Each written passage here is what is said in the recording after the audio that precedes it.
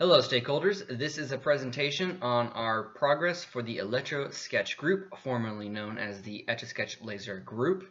In this presentation we're going to quickly go over the block diagram and go into a little bit of detail on each one of the blocks and some of the properties and how they interface with the system. My name is Tyler. My name is Henry. And I'm Jim. And the goal of our project is to create a small portable system that's capable of projecting an image by redirecting a laser. This is a black box overview. It has three primary interfaces going into it. The mobile app, the pre-selected buttons, and the power supply.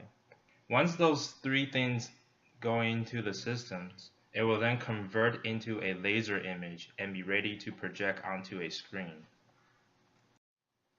So first we're going to start off with a mobile app descriptions, and then we're going to talk about how that connects to the Bluetooth modules and then transfer those data into the processor.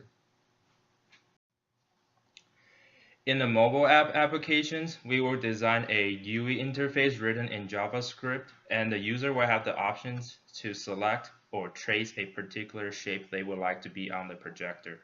Those information will then send to the Bluetooth module, which then start data converting process before sending into the processor.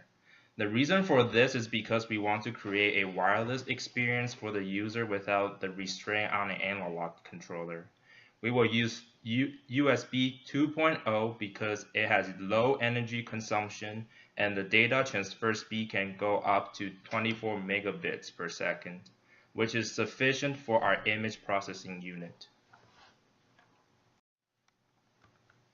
Next, we're going to be talking about the processor and the code blocks. These blocks work together to read inputs from the Bluetooth and pre-select buttons and convert it to a digital signal to send to the motor control board. Here we have the processor block with the code block running on top of it. The processor block will output both an X and a Y location for every point that's going to be displayed. Typically, laser shows like this operate at 12,000 to 30,000 points per second.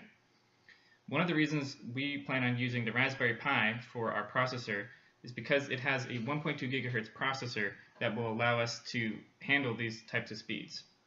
In addition, it also has built-in Bluetooth capabilities as well as 40 general purpose input and output pins for communicating with the motor control board and push button interfaces. Next, we're going to be talking about the motor control board. The motor control board takes in an input from the processor and actuator laser block and sends out a signal to the actuator laser block. The signal being sent in from the processor will most likely be a DC signal, so the motor control block will have an ADC block which will convert that. Here is a schematic of it. The motor control block will use a closed loop feedback system. So what that means is it will combine the input with feedback from the position detection on the galvanometers to display a more accurate signal.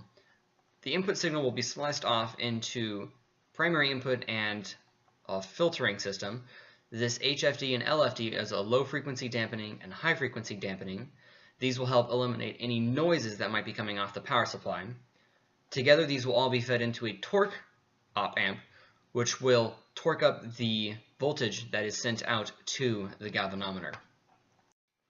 For the next part, we'll be talking about the power supplies and how it distributes the voltage to three different interfaces, such as the pre-select button, the processor, and the motor control.